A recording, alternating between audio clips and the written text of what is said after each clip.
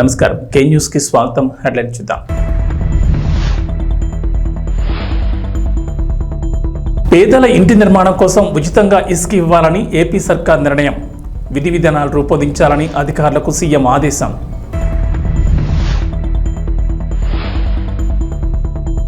నిరుద్యోగులకు శుభవార్త చెప్పిన మంత్రి లోకేష్. డిఎస్సిలో ఫీజు నుంచి మినహాయింపు. తెలంగాణ ప్రజలకు రేవంత్ రెడ్డి ప్రభుత్వం good news. CM relief fund దరఖాస్తులను ఇక నుంచి ఆన్లైన్లో స్వీకరించాలని ప్రభుత్వం నిర్ణయం.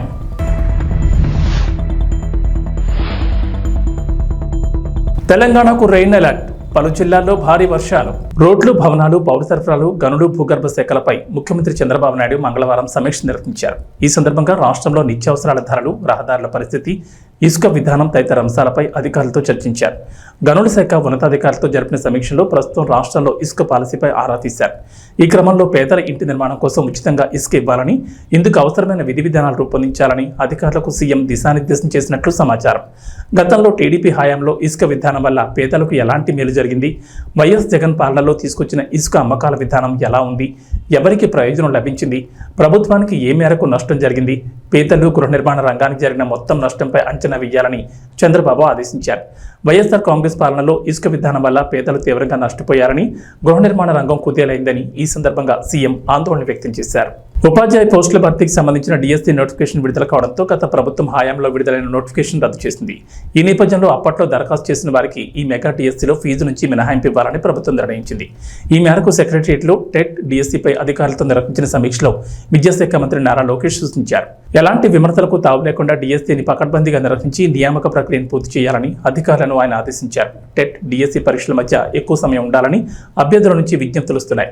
డిఎస్సి పరీక్ష నిర్వహణ అంశంపై అభ్యర్థులు, విద్యార్థి, యువజన సంఘాల నుంచి అభిప్రాయాలు తీసుకోవాలి. పాఠశాలల్లో రేషనలైజేషన్ తీసుకొచ్చిన జీవో 117 వల్ల కలిగిన నష్టంపై సమగ్ర నివేదిక అందజేయాలి. గిరిజన సంక్షేమ రెసిడెన్షియల్ స్కూళ్లలో అవుట్సోర్సింగ్ బోధనా సిబ్బంది డిమాండ్లపై అధ్యయనం చేసి సమగ్ర నివేదిక ఇవ్వాలి. వారికి నష్టం జరగకుండా తీసుకోవాల్సిన చర్యల గురించి సమాలోచన చేయాలని మంత్రి ఆదేశించారు. ఏపీ సీఎంగా జూన్ 12న పగ్గాలు చేపట్టిన చంద్రబాబు నాయుడు ప్రక్షాళన మొదలుపెట్టారు. ఇప్పటికే పలువురు ఐఏఎస్లను బదిలీ చేసిన సర్కార్ తాజాగా కీలకమైన ఇంటెలిజెన్స్ విభాగానికి కొత్త అధిపతిని నియమించింది. సిఆర్పీఎఫ్ డీజీగా ఉన్న మహేష్ చంద్ర లడ్డాను ఇంటెలిజెన్స్ చీఫ్గా నియమిస్తూ ఏపీ ప్రభుత్వం ఉత్తర్వులు జారీ చేసింది. ఇంటెలిజెన్స్ చీఫ్ కుమార్ విశ్వజిత్ను బదిలీ చేసిన ఏపీ ప్రభుత్వం ఆయన స్థానంలో లడ్డాను నియమించింది. 1998 బ్యాచ్ ఏపీ క్యాడర్కు చెందిన ఐపీఎస్ అధికారి అయిన లడ్డా ముక్కుసూటిగా వ్యవహరిస్తారని పేరుంది. ఆయన చాలా కాలం పాటు ఏపీలో పనిచేశారు.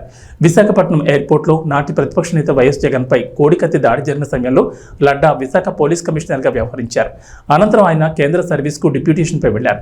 రాష్ట్రంలో తిరిగి టీడీపీ అధికారంలోకి రావడంతో లడ్డాను తిరిగి ఏపీకి రప్పించడానికి చంద్రబాబు ప్రయత్నాలు మొదలుపెట్టారు. సిఆర్పీఎఫ్ ఐజీగా ఉన్న లడ్డాను ఏపీకి పంపించాలని కోరుతూ చంద్రబాబు ఇటీవలే కేంద్రానికి లేఖ రాశారు. బాబు లేఖకు స్పందించిన కేంద్రం లడ్డాను వెంటనే రాష్ట్రానికి బదిలీ చేసింది. దీంతో ఇంటెలిజెన్స్ విభాగంలో అడిషనల్ డైరెక్టర్ జనరల్గా లడ్డా నియమిస్తూ సిఎస్ నీరబ్ కుమార్ ఉత్తర్వులు జారీ చేశారు. తెలంగాణ ప్రజలకు రేవంత్ రెడ్డి ప్రభుత్వం గుడ్ న్యూస్ వినిపించింది. ముఖ్యమంత్రి సహాయ నిధి దరఖాస్తులను ఇక నుంచి ఆన్లైన్లో స్వీకరించాలని ప్రభుత్వం నిర్ణయించింది. సీఎంఆర్ఎఫ్ నిధులు పక్కదారి పట్టకుండా పారదర్శకత్వం నిర్వహించాలని ముఖ్యమంత్రి రేవంత్ రెడ్డి జారీ చేసిన ఆదేశాల మేరకు అధికారులు ఈ నిర్ణయం తీసుకున్నారు.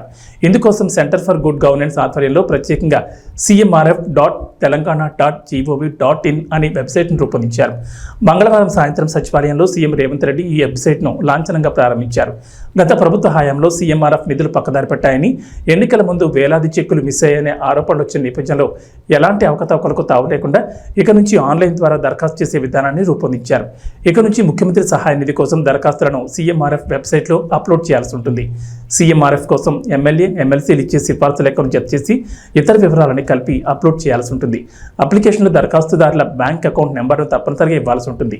వివరాలను వెబ్సైట్లోకి అప్లోడ్ చేసిన తర్వాత సీఎంఆర్ఎఫ్కు సంబంధించిన ఒక కోడ్ ఇస్తారు. ఆ కోడ్ ఆధారంగా మన అప్లికేషన్ను ట్రాక్ చేయొచ్చు. ఆన్లైన్లో వివరాలు సమర్పించిన తర్వాత ఒరిజినల్ మెడికల్ బిల్లులను సచివాలయంలో అందజేయాల్సి ఉంటుంది.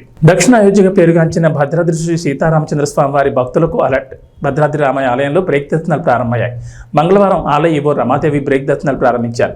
ఇక నుంచి ప్రతిరోజు ఉదయం 9 నుంచి 9:30 వరకు, మళ్లీ తిరిగి రాత్రి 7 గంటల నుంచి 7:30 గంటల వరకు భక్తులకు బ్రేక్ దర్శనం చేసుకునేందుకు ఆలయ అధికారులు పేరు కల్పించారు. బ్రేక్ దర్శనం సమయంలో స్వామివారి ఉచిత ప్రత్యేక దర్శనం, అంతరాలయ అర్చనలు తదితర పూజలను తాత్కాలికంగా నిలిపివేయనున్నారు.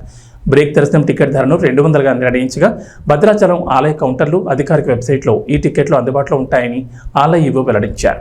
తెలంగాణలో ఈసారి మళ్లీ బీఆర్ఎస్ ప్రభుత్వం అధికారంలోకి వస్తుందని, వస్తే 15 ఏళ్ల అధికారంలో ఉంటామని ఆ పార్టీ అధినేత మాజీ సీఎం కేసీఆర్ ధీమా వ్యక్తం చేశారు. కాంగ్రెస్ పార్టీకి ఒక దరిద్రమైన లక్షణం ఉంటుందని కేసీఆర్ చెప్పుకొచ్చారు.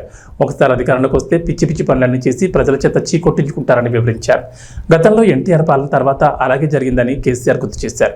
రాష్ట్రంలోని బీఆర్ఎస్ పార్టీ జడ్పీ చైర్మన్లతో మంగళవారం ఎర్రవెల్లిలోని వ్యవసాయ క్షేత్రంలో కేసీఆర్ ఆత్మీయ సమావేశం నిర్వహించారు. ఈ సందర్భంగా మాట్లాడిన కేసీఆర్ బీఆర్ఎస్ సర్కార్లో జడ్పీ చైర్మన్లంతా రాష్ట్ర అభివృద్ధిలో కీలక పాత్ర పోషించారని కొనియాడారు. విజయవంతంగా పదవీ కాలాన్ని పూర్తి చేసినందుకు అందరికీ శుభాకాంక్షలు తెలిపారు. భవిష్యత్తులో ఇంకా ఉన్నత శిఖరాలను అధిరోహించాలని ఆకాంక్షించారు. ప్రజా జీవితంలోకి వచ్చిన తర్వాత అధికారం ఉన్నా లేకపోయినా ప్రజల కోసం పనిచేసే వాళ్లే నిజమైన రాజకీయ నాయకులని కేసీఆర్ వివరించారు.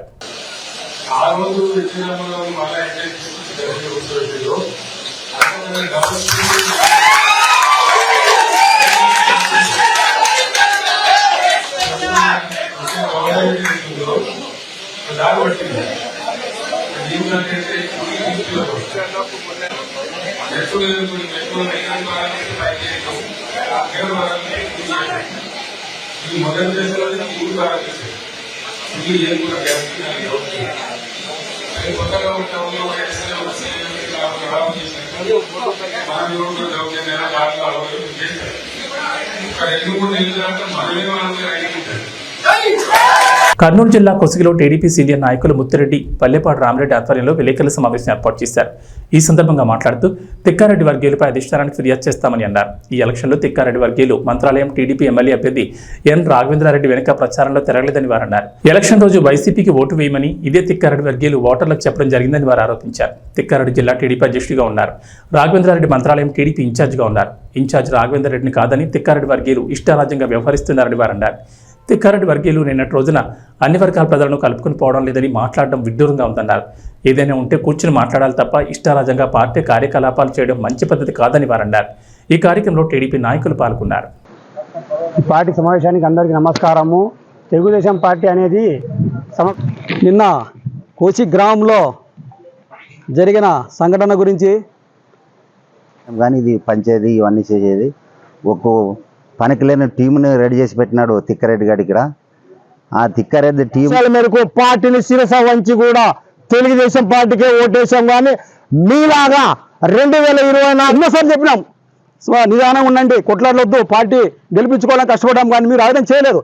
మీరే చేసింటే నిన్న కోచి గ్రామంలో జరిగిన సంఘటన గురించి మన భరద్వాజ శెట్టి భరత్ గారు ఎస్సీ కాలంలో చంద్రబాబు నాయుడు ఫోటో పగలగొట్టడానికి వేసి సొట్టాయి పగలగొట్టనేది బయట ప్రెస్ మీటింగ్ ఇచ్చినారు. అది నేను ఎందుకు పగలగొడతానే? తెలుగుదేశం పార్టీలో పుట్టి పెరిగేసి ఎన్టీ రామారావు తన్నెల్లి, మోహన్ రెడ్డి తన్నెల్లి, చంద్రబాబు నాయుడు బాలనాగరెడ్డి తన్నెల్లి, బొమ్మారెడ్డిగూడెం పోసాన్పల్లి వద్ద నిర్మించిన గణపతి లిక్విడ్ పరిశ్రమ నుంచి వచ్చే కాలుష్యం వల్ల వేసిన పంటలు ఎండిపోవడమే కాకుండా తమ మూగజీవాలు సైతం ఆ నీళ్లను తాగితే అనారోగ్యాలకు గురవుతున్నాయని తీవ్రంగా మండిపడుతున్నారు. అంతేకాకుండా బీఆర్ఎస్ ప్రభుత్వ హయాంలో ఎలాంటి అనుమతులు లేకుండా గణపతి షుగర్ ఫ్యాక్టరీ యాజమాన్యం ఇక్కడ నూతన ప్లాంట్ని ఏర్పాటు చేసి ఆ ప్లాంట్లో లిక్విడ్ తయారు చేసి ఇతర దేశాలకు తరలిస్తున్నారు. కానీ ఆ పరిశ్రమ నుంచి వచ్చే వ్యర్థ పదార్థాలు కాలుష్యం తమ పంట పొలాల్లోకి రావడంతో తాము తీవ్రంగా నష్టపోతున్నామని, ఆ కాలుష్యం నీటిని తమ మూగజీవులు తాగితే అనారోగ్యం పాలు కావడమే కాకుండా మృత్యువాత పడుతున్నాయని రైతులు తీవ్ర ఆవేదన వ్యక్తం చేస్తున్నారు. ప్రభుత్వం స్పందించి తమకు న్యాయం చేయాలని రైతులు వేడుకుంటున్నారు.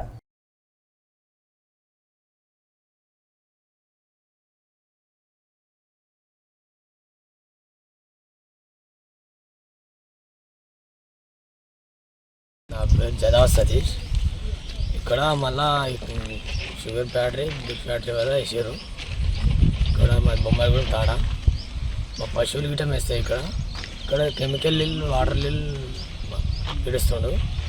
దానివల్ల ఇక్కడ పశువులు గిట్ట చచ్చిపోతున్నాయి ఈ నీళ్ళ వల్ల. దీనివల్ల దాదాపు పంట 100 ఎకరాల దాకా ఖరాబ్ అవుతుండవచ్చు. అందులో మాది ఒకటి 8 ఎకరాలు అట్లా ఉంటుండవచ్చు. అందులో అవి ఆయన చెప్పినా గిట్ట పట్టించుకుంటారు. కాకపోతే ఈ నీళ్ళు బయట వదిలేకపోతే లోపల వాళ్ళ కంపెనీల లోపల ఆడవారికి కూడా లోపల తవ్వుకొని స్టోరేజ్ చేసుకుంటే అదే బాగుంటుండే. చెప్పకుండా ఏదో చెప్పినా కానీ రాత్రి వదిలేస్తుండ్రు. ఇక్కడ చుట్టుముట్టు దగ్గర బద్రిగూడెం, ఉప్పగూడెం, శ్రీరామగూడెం, బొమ్మడిగూడెం, మళ్ళీ పోసంపల్లి ఇవన్నీ ఊర్లు ఇట్లా ప్రాబ్లం వస్తుంది. మళ్ళీ ఇక్కడ బర్రా సైడ్ గిట్ట వేసి ఉంది. మాకు గిట్ట 2-3 దుడ్డలు చచ్చిపోయినాయి ఈ కెమికల్ దీని వాసన వల్ల. రోజు ఈ వాసన వల్ల మనిషి గిట్ట వీక్నెస్ అయిపోతుంది సార్. ఎట్లయితున్నాయి పంట పొలాలు బోర్లు దునిపించిన గిట్ట అవి నిండినాయి, ఇది వాటరు మళ్ళీ బోర్లలో గిట్ట అది ఉప్పులు కలిసినట్టు ఉన్నది. అది దాదామన్నా అది స్మైల్ వస్తుంది. నా పేరు ప్రవీణ్ కుమార్. నేను ఇక్కడ ఉన్న దగ్గర చుట్టుపక్కల ఉన్న రైతు, నేను ఇక్కడ రైతుని, మా పొలం ఉంది ఇక్కడనే. దీనివల్ల ఫ్యాక్టరీ ఇది గణపతి షుగర్ ఫ్యాక్టరీ. ఇది దీనివల్ల అది పొల్యూషన్ విడుస్తుంది. దీనివల్ల పొల్యూషన్ పడుకోవడానికి కూడా వస్తలేదు మాకు, కనీసం నీళ్ళు తాగడానికి కూడా, ఉన్న బోర్లలో నీళ్ళు తాగడానికి కూడా ఉప్పు వస్తున్నాయి నీళ్ళు. పశువులకు కూడా అట్లనే వస్తుంది. తాదామంటే కూడా ట్యాక్లేప్ అవుతుంది మాకు. అసలు దీనివల్ల అసలు మేము ఇంటి దగ్గర కూడా పడుకుంటాం. మాది బొమ్మారెడ్డి కూడా. దీనివల్ల ఇక్కడ బోర్ దగ్గర ఉన్నాం. దీనివల్ల మాకు పంట దిగుబడి కూడా వస్తుంది ఫ్యాక్టరీ తోటి. దీని చుట్టుపక్కల దగ్గర 500 ఎకరాలు ఉంటుంది ఫ్యాక్టరీ చుట్టుపక్కల. దీని నాది ఇక్కడ లెఫ్ట్ సైడ్ అంటే 200 ఎకరాలు ఇక్కడ. నా దాంట్లో 4 ఎకరాలు. ఏమైంది ఇప్పుడు పొల్యూషన్ నడుస్తున్నావు, నీళ్ళు నడుస్తున్నాయి. దీనివల్ల 5-6 ఊళ్ళు, బొమ్మారెడ్డిగూడెం, పోసన్పల్లి, ఉప్పరిగూడెం, శ్రీరామరెడ్డిగూడెం, బద్రిగూడెం చుట్టూ. దీనివల్ల పొల్యూషన్ వల్ల స్మెల్ వస్తుంది బాగా. నైట్ లైట్స్ ఇస్తుంది. దీనిలో రాత్రి ఇస్తుంది. ఎంత చెప్పినా పట్టించుకుంటాను. ఏమవుతున్నాయి ఇప్పుడు పంట పొలాలు నాశనం అవుతున్నాయి. ఎంత వేసినా కానీ దునిపించినాము. ఇవి మొత్తం చూడు నీళ్ళు. నైట్ ఎంత చెప్పినా పట్టించుకోలేడు ఇప్పటివరకు. ఎవరికి చెప్పారు?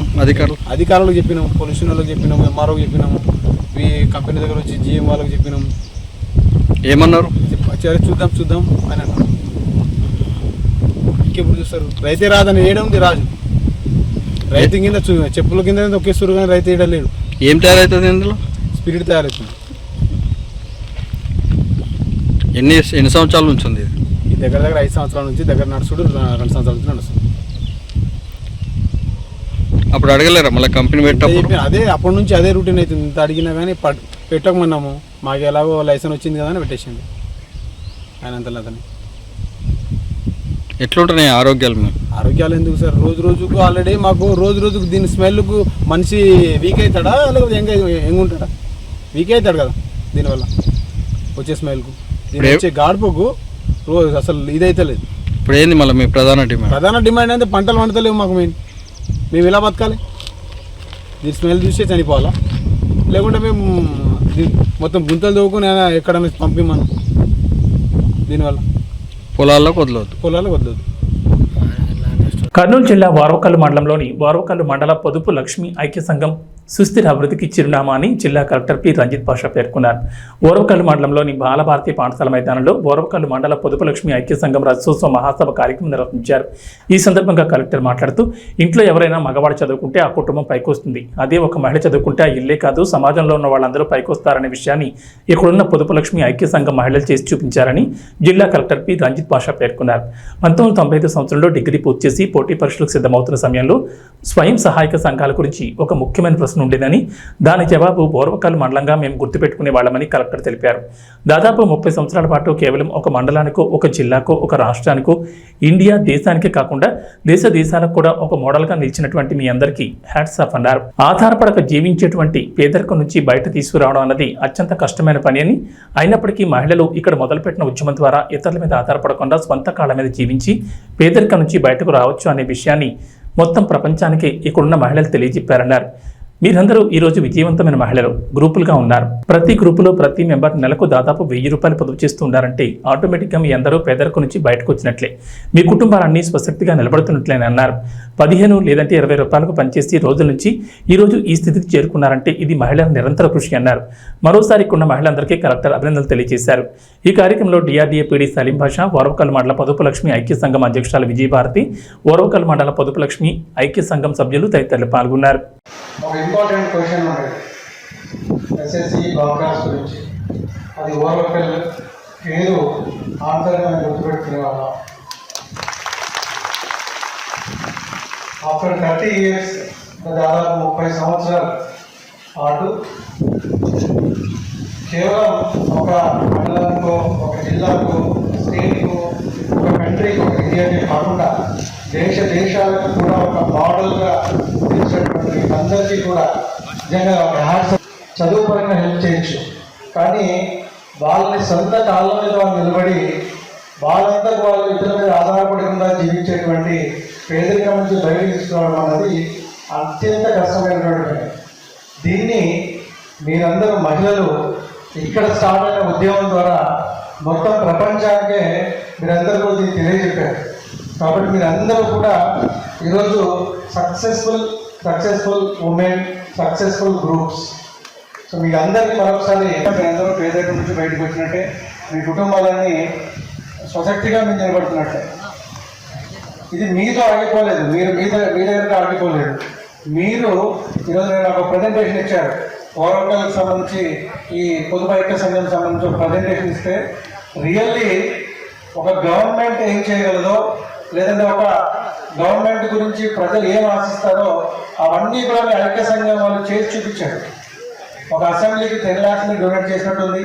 కోవిడ్ సమయంలో 2009లో ఫ్లడ్స్ వచ్చినప్పుడు ఇలా మీరు మీ సొంత కాళ్ళ మీద మీరు నిలబడడం కాకుండా మీరు ప్రజాసేవకి ఒక గవర్నమెంట్ కానీ అదర్ చారిటీస్ ఎన్జిఓస్ కానీ ఎలాగైతే పనిచేస్తాయో అలా మీరు పనిచేయగలుగుతున్నారు.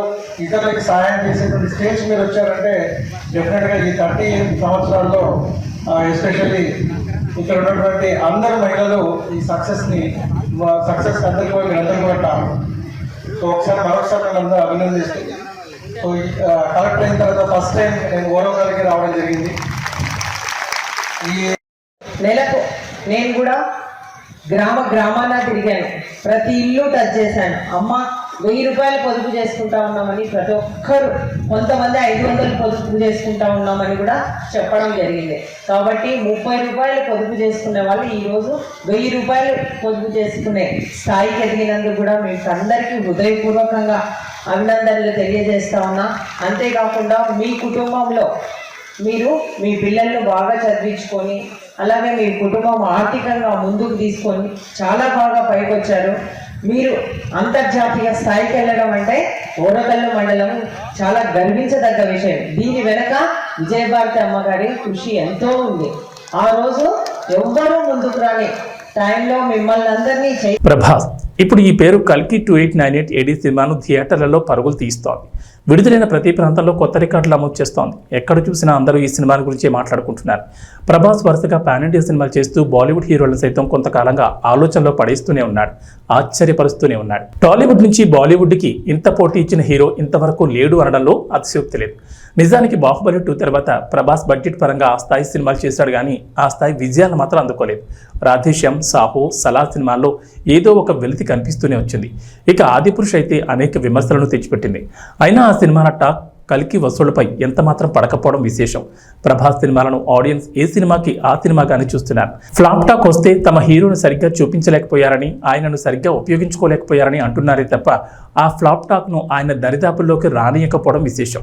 ఇంతవరకు ఏ హీరోకి ఇలాంటి ఒక అవకాశం దక్కలేదని చెప్పాలి. నిజానికి కల్కి సినిమాలో చెప్పుకోదగిన డైలాగ్స్ లేవు. మాస్ ఆడియన్స్ను హుషారెత్తించే రొమాన్స్ కానీ పాటలు కానీ లేవు. అయినా ప్రతి థియేటర్ దగ్గర జనం జాతర కనిపిస్తోంది. కొన్నాళ్ళుగా తెలుగు రాష్ట్రాల్లోని థియేటర్లు నిద్రావస్థలో ఉన్నాయి.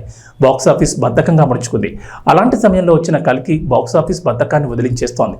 ప్రభాస్కి ఈ స్థాయి క్రేజ్ రావడానికి వెనుక హీరోయిజంతో కూడిన ఆయన కటౌట్ ప్రధాన కారణమని చెప్పాలి. ఇక రెండో స్థానంలో ఆయన వాయిస్ నిలుస్తుంది. కాస్త కరుగ్గా విలన్ కుండెల్లో గుబులు పుట్టించేలా ఆయన డైలాగ్ డెలివరీ ఉంటుంది. ప్రభాస్ పర్సనాలిటీ జానపదాలకు కరెక్ట్గా సెట్ అవుతుందని బాహుబలి నిరూపిస్తే పౌరాణికాలకు కూడా సరిగ్గా సరిపోతాడనే విషయాన్ని ఆదిపురుష్ స్పష్టం చేసింది. ఇక హీమ్యాన్ తరహా పాత్రలను మెప్పిస్తాడనే విషయాన్ని కల్కి చాటి చెప్పింది. తాను ఏదో పొడి చేశానని అన్నట్లుగా ప్రభాస్ ఎక్కడా ఎప్పుడూ ప్రవర్తించకపోవడం, డార్లింగ్ అంటూ ఆడియన్స్లో కలిసిపోవడం ఆయనకి మరింత ప్లస్ అయింది. ప్రభాస్ పర్సనాలిటీ, ఆయన నటన మాత్రమే కాదు, ఆయన వ్యక్తిత్వం కూడా ఈ స్థాయి క్రేజ్కి ప్రధాన కారణమనే చెప్పుకోవచ్చు. T20 ప్రపంచ కప్ 2024తో టీమిండియా హెడ్ కోచ్గా రాహుల్ ద్రవిడ్ ప్రయాణం ముగిసింది. వాస్తవానికి ద్రవిడ్ పదవీకాలం వన్డే ప్రపంచ కప్ 2023తోనే పూర్తయింది. వన్డే ప్రపంచ కప్ టైటిల్ గెలిచి సంతోషంగా వీడ్కోలు పలుకుదామని ద్రవిడ్ భావించాడు. కానీ అందుకు భిన్నంగా జరిగింది. ఈ టోర్నీలో అప్పటి వరకు వరుస విజయాలు సాధించిన టీమిండియా ఫైనల్లో ఆస్ట్రేలియా చేతిలో ఓడిపోయింది. దీంతో టీమిండియాతో పాటు భారత క్రికెట్ ఫ్యాన్స్ కూడా నిరాశలో కూరుకుపోయారు. ఆ ఓటమి పెంచిన కసితో T20 ప్రపంచ కప్ 2024లో మెరుగ్గా రాణించిన భారత్ 11 ఏళ్ల తర్వాత ఐసీసీ ట్రోఫీని ముద్దాడింది. ఓడిపోయే దశ నుంచి బలంగా పుంజుకుని దక్షిణాఫ్రికాపై విజయం సాధించింది. ఫైనల్ మ్యాచ్ అనంతరం టీమిండియా ప్లేయర్లు, కోచింగ్ స్టాఫ్ సంబరాలు చేసుకున్నారు. ప్రశాంతతకు మారుపేరుగా ఉండే రాహుల్ ద్రవిడ్ సైతం ఎప్పుడూ లేనంతగా భావోద్వేగానికి గురయ్యాడు. చిన్నపిల్లాళ్ళ అరుస్తూ సెలబ్రేట్ చేసుకున్నాడు. ద్రవిడ్ అభిమానులను అది ఒకంత ఆశ్చర్యానికి గురిచేస్తుంది. ఇక వాతావరణ విషయానికి వస్తే తెలంగాణ రైతులకు వాతావరణ శాఖ గుడ్ న్యూస్ చెప్పింది. ఇప్పటికే విత్తనాలు విత్తన రైతులు వాన కోసం ఎదురుచూస్తుండగా వారికి చల్లని కబురు చెప్పింది. నేడు రాష్ట్రంలోని పలు జిల్లాల్లో వర్షాలు కురుస్తాయని తెలిపింది. రాష్ట్ర వ్యాప్తంగా ఉపరితల గాలులు వీస్తున్నాయని, వీటి ప్రభావంతో నేటి నుంచి 5 రోజుల పాటు తేలికపాటి నుంచి మోస్తరు వర్షాలు కురిసే ఛాన్స్ ఉన్నట్లు హైదరాబాద్ వాతావరణ కేంద్రం అధికారులు వెల్లడించారు. ఇవాళ ప్రధానంగా దక్షిణ తెలంగాణ జిల్లాలైన మహబూబ్నగర్, నారాయణపేట, జోగులాంబ గద్వాల, నల్గొండ, యాదాద్రి భువనగిరి, వికారాబాద్, రంగారెడ్డి, మేడ్చల్, నిర్మల్, జగిత్యాల, మెదక్, సంగారెడ్డి జిల్లాల్లో వర్షాలు కురుస్తాయని చెప్పారు. ఈ మేరకు ఆయా జిల్లాలకు ఎల్లో అలర్ట్ జారీ చేశారు. ఉత్తర తెలంగాణ జిల్లాలో చిరుజల్లులు కురిసే అవకాశం ఉందన్నారు. ఇక హైదరాబాద్లో పొడి వాతావరణం నెలకొని ఉంటుందని చెప్పారు. ఉదయం వాతావరణం మేఘావృతమై ఉంటుందని, సాయంత్రానికి వర్షాలు కురుస్తాయని వెల్లడించారు. ఇవి బులెటిన్ విశేషాలు. నమస్కారం.